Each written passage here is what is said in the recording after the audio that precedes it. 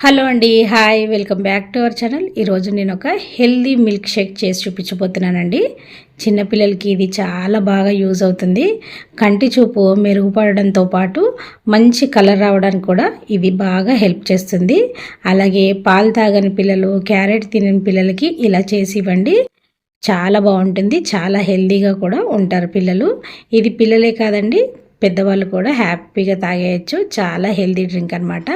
మరి ఈ carrot milk shake ఎలా తయారు చేయాలో చూద్దాం. వీడియో ఎండ్ వరకు చూసి వీడియో నచ్చితే ఖచ్చితంగా లైక్ చేయండి. అలాగే మీరు కూడా ట్రై చేసి ఎలా వచ్చిందో నాకు కామెంట్ చేయండి.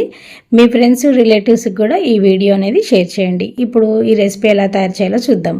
ముందుగా ఒక 3 క్యారెట్లను తీసుకొని చక్కగా కడిగేసి పైన పీల్ అంతా తీసేసి ఇలా కొంచెం లావుగా ఉండేలాగా ముక్కలు అనేది కట్ చేసుకోండి. 2 గ్లాసుల మిల్క్ షేక్కి నేను 3 క్యారెట్లు తీసుకున్నాను. ఇప్పుడు ఒక కుక్కర్ తీసుకొని మనం కట్ చేసుకున్న క్యారెట్ ముక్కలు, ఒక 7-8 బాదములు, అలాగే ఒక 7-8 జీడిపప్పు కూడా వేస్తున్నాను. మీకు ఇంకా డ్రై ఫ్రూట్స్ ఏవైనా యాడ్ చేసుకోవాలన్నా కూడా యాడ్ చేసుకోండి. ఇవన్నీ వేసి తగినన్ని వాటర్ వేసి మూత పెట్టి 2 విజిల్లు రానివ్వండి. 2 విజిల్లకి మన క్యారెట్, డ్రై ఫ్రూట్స్ కూడా చక్కగా ఉడికిపోతాయి. చూడండి ఎలా ఉడికిపోయినాయో. ఇప్పుడు వీటిని ఒక గిన్నెలోకి తీసుకోండి. ఇవి వాటర్ అనేది పాడేయొద్దండి, వాటర్ ఉంచుకోండి. వీటిని మనం మిక్సీ పట్టినప్పుడు మళ్ళీ ఈ వాటర్ని మనము యూజ్ చేయొచ్చు. ఇలా అన్నీ తీసేసుకున్న తర్వాత మనము బాదం పప్పు ఉంది కదా, బాదంకి పైన పీల్ అంతా తీసేసుకోండి.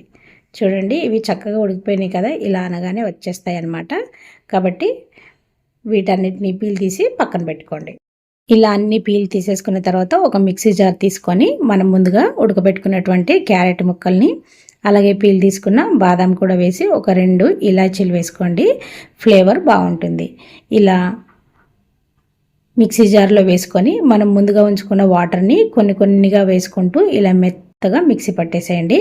ఇలా మిక్సీ పట్టిన దాన్ని మనము ఒకరోజే మొత్తం వాడలేకపోతే బాక్స్లో వేసుకొని ఒక 1 వీక్ వరకు యూజ్ చేయొచ్చు. 4-5 డేస్ ఈజీగా ఉంటుందండి. ఇలా ఒక బాక్స్లో స్టోర్ చేసి కూడా పెట్టుకోవచ్చు డైలీ చేయలేని వాళ్ళు. ఇప్పుడు ఒక బౌల్ పెట్టుకొని దీంట్లో ఒక 1/2 లీటర్ వరకు పాలు పోసుకోండి. ఈ పాలు అనేది కాస్త చిక్కగా ఉంటేనే దీని టేస్ట్ అనేది బాగుంటుందండి. బాగా పల్చగా చేయకండి. పాలతో పాటు ఒక గ్లాస్ వాటర్ కూడా వేసి వీటిని మరగనివ్వండి. ఈలోపు కొన్ని డ్రై ఫ్రూట్స్ని ఇలా చిన్న చిన్న ముక్కలుగా కట్ చేసుకోండి.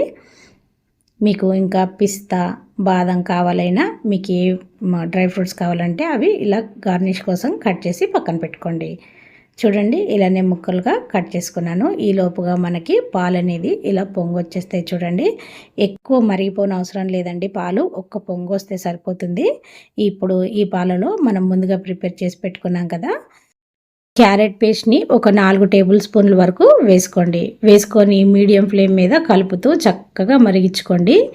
ఇది ఎంత మరిగితే మనకి పాలు అనేది అంత టేస్ట్ తెలుస్తుందన్నమాట. కాబట్టి మీడియం ఫ్లేమ్ మీద కాస్త బాగా మరగనివ్వండి.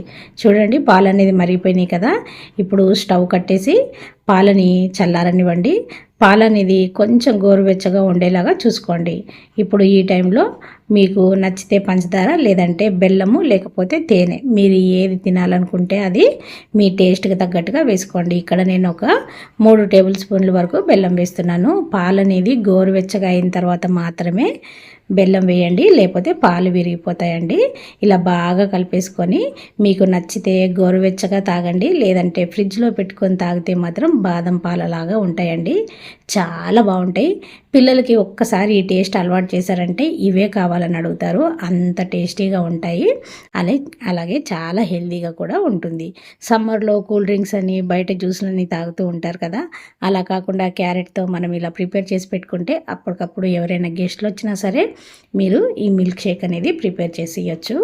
మరి ఇంకెందుకు ఆలస్యం, మీరు కూడా ఈ మిల్క్ షేక్ని ట్రై చేసి ఎలా వచ్చిందో నాకు కామెంట్ చేయండి.